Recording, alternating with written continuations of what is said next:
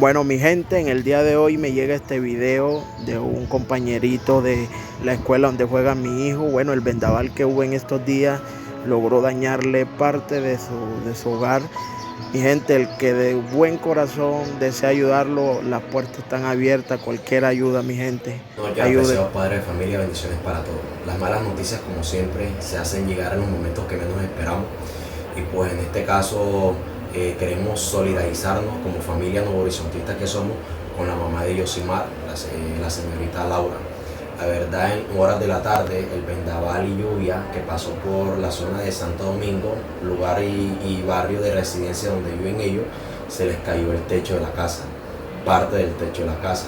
Por ende, el niño se ha visto en unas dificultades de su familia, en el cual nosotros queremos colaborarles y ayudarles como familia que somos.